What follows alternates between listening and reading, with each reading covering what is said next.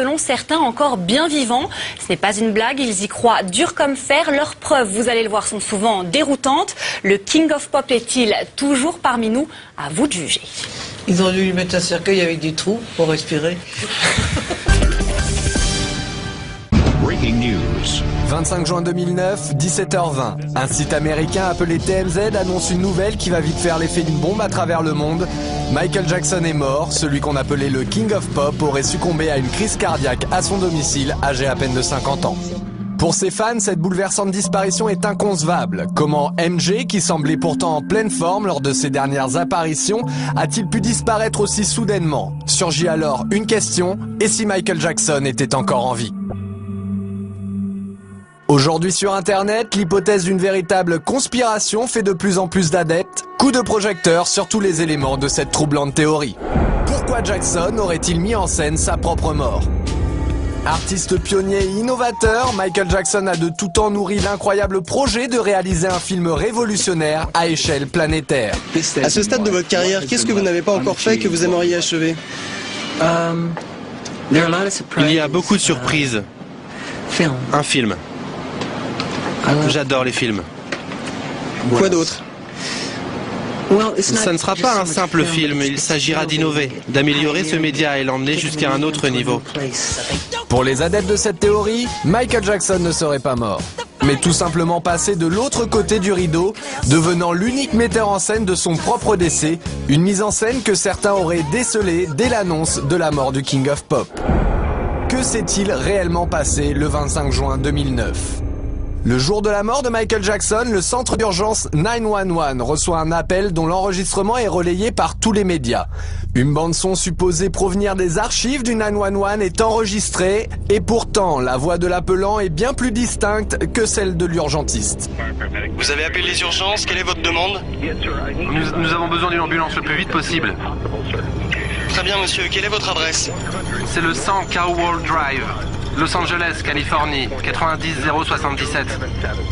Plus troublant encore, cet appel a été officiellement localisé comme ne provenant pas de la villa où a été retrouvé le corps de la star, mais du 9641 Sunset Boulevard, un hôtel situé à 3 minutes de chez Michael Jackson.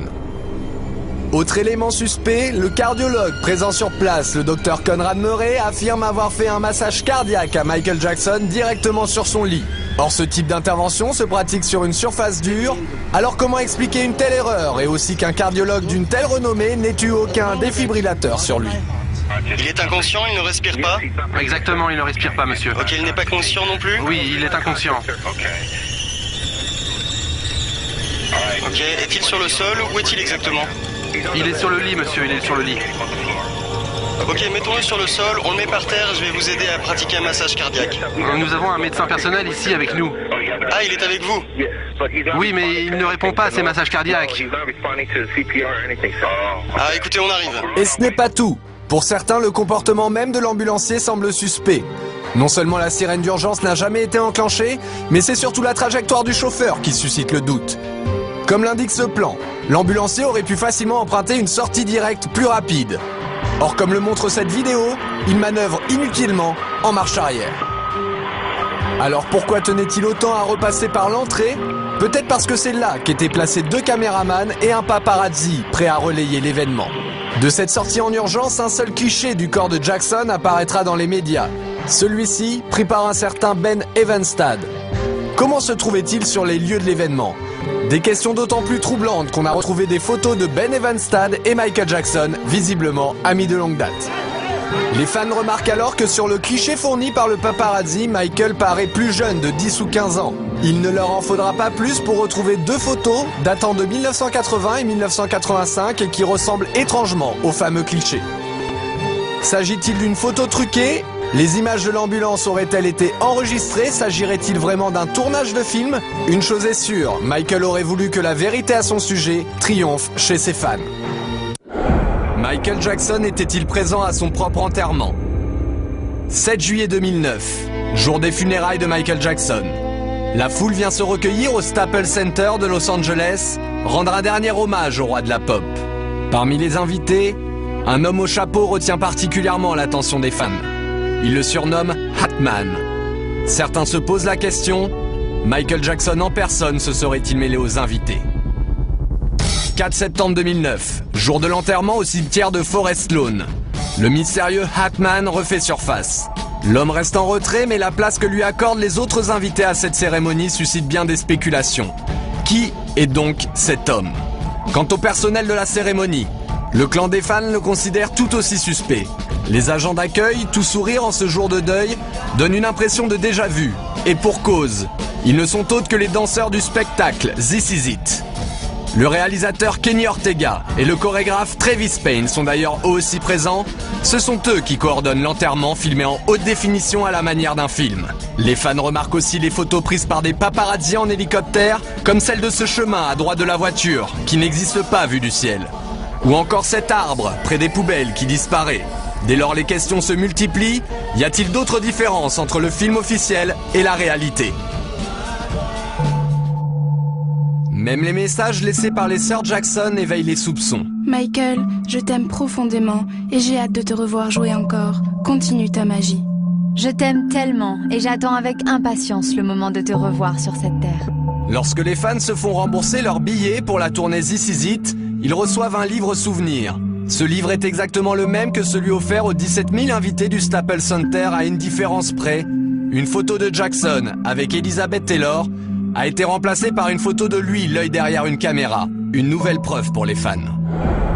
Qui est réellement le Dr Murray?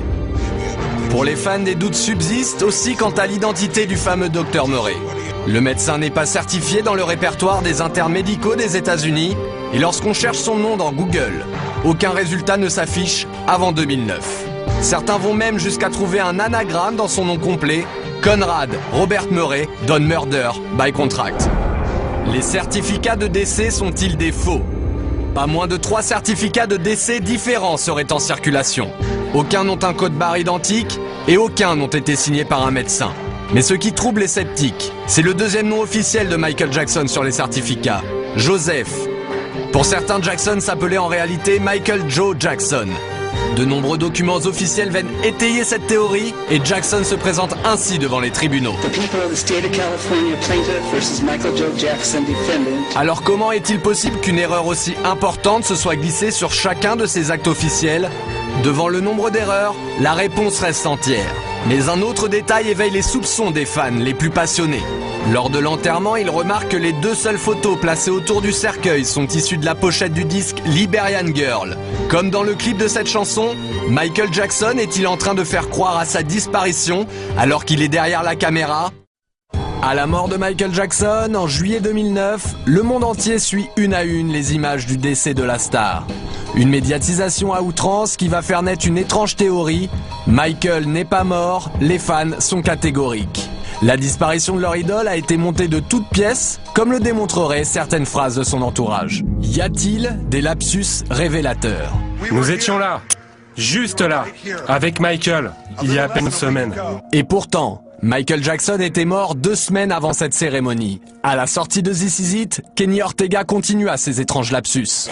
Quand vous étiez en train de choisir, quelles images utiliser? Quelle était votre méthode? Tous les matins, j'emmenais Michael avec moi dans la salle de montage. Et on essayait de penser à ce que voudraient voir les fans dans ce film. Pourtant, les images de This Is It n'ont jamais eu vocation à être montées pour le cinéma. Alors comment Michael Jackson aurait-il pu rassister à ce montage? Et enfin, ces étranges témoignages de Frank DiLeo, le producteur de Michael Jackson, au présent, comme si Michael n'était jamais mort. Michael Jackson a toujours fait ce qu'il voulait. Vous vouliez voir Michael? Vous veniez. Michael est-il disponible? Vous veniez. Même chose aujourd'hui. Vous voulez voir Michael? Vous venez. Pour les fans, ces lapsus ne sont pas le fruit de l'émotion, mais les preuves d'une mise en scène précipitée et mal préparée. Les adeptes de la conspiration sont catégoriques, Jackson et ses complices sont en train de manipuler les images de la mort du King. Une passion pour l'illusion que la pop star aurait toujours su pratiquer. Michael manipule-t-il les images? En 1985, des clichés incroyables de Michael Jackson endormi dans un caisson à oxygène défrayent la chronique. Et pourtant, la chambre hyperbare serait une folle rumeur que la star elle-même se serait amusée à inventer. Lorsque l'affiche du projet Believe est diffusée au public, les fans de Michael y trouvent d'autres raisons de douter. Michael continue-t-il de leur envoyer des messages? C'est ce que leur évoque l'inspiration du spectacle Believe, proche des contes favoris de Michael Jackson, comme Le Magicien d'Oz, l'incroyable histoire d'un magicien manipulateur dans lequel Michael Jackson a joué aux côtés de Diana Ross. Et enfin des coïncidences troublantes entre de célèbres affiches du King of Pop et celles de cet étrange spectacle de magie. La vérité se cache-t-elle derrière Believe? Les fans veulent y croire et y voir une fois encore un signe de Michael Jackson. Julie Boisvert est l'une d'entre eux. Qui est Julie Boisvert? Après le décès de son idole, Julie Boisvert se lance dans un voyage sous forme de pèlerinage sur les lieux symboliques de la vie de Michael. C'est comme si je perdais un membre de ma famille. C'est quelqu'un qui a fait partie de ma vie entièrement depuis que je suis toute petite. Admiratrice du King of Pop, Julie ne peut s'arrêter de vouer un culte sans borne à Michael Jackson.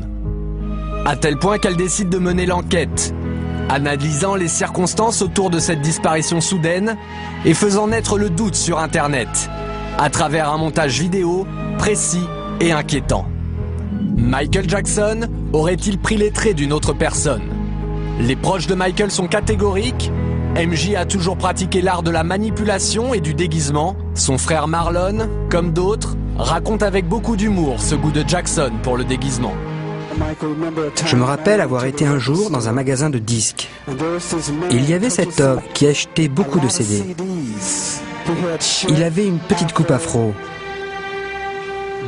et de drôles de dents. Et ses habits étaient affreux. Je me suis approché de lui et je lui ai dit « Michael, qu'est-ce que tu fais dans ce magasin ?» Face à cette fascination de Michael pour la transformation, de nombreux blogs relayent une étrange rumeur. La star continuerait d'apparaître en public, systématiquement déguisée pour pouvoir observer ses proches et sa famille depuis sa mort, et notamment le jour de son propre enterrement. Le doute sur la mort de Michael serait donc encore possible, alors quand apparaît sur le réseau social MySpace un étrange personnage nommé Dave Dave, les fans n'en croient pas leurs yeux. Dave Dave serait-il Michael Jackson? En 1983, un enfant nommé Dave Dave fait la une des médias. Victime d'un incendie criminel perpétré par son propre père, l'histoire de Dave Dave va émouvoir Michael Jackson. La star lui jure alors une amitié éternelle. J'ai senti une main se poser sur mon épaule et je me suis retourné. C'était Michael. Et vous savez quoi, Larry? Ce jour-là, nous nous sommes promis une amitié qui ne finira jamais. Soudainement, en septembre dernier, Dave Dave réapparaît sur le plateau de Larry King. Ce troublant personnage va donc faire amplifier la rumeur. Pour les fans, Dave Dave et Michael présentent trop de ressemblances troublantes. L'impossible devient alors envisageable pour eux, les mots et la voix seraient trop ressemblantes. You all mean very much to me, and I love you very much. May God bless you. I love you very much, and may God bless you all. I love you. Ces étranges coïncidences continuent aujourd'hui d'alimenter cette théorie selon laquelle Michael Jackson ne serait pas mort, une énigme qui ne cessera pas avant que les fans aient trouvé ce qu'ils veulent, la vérité, leur vérité. La vérité triomphe toujours.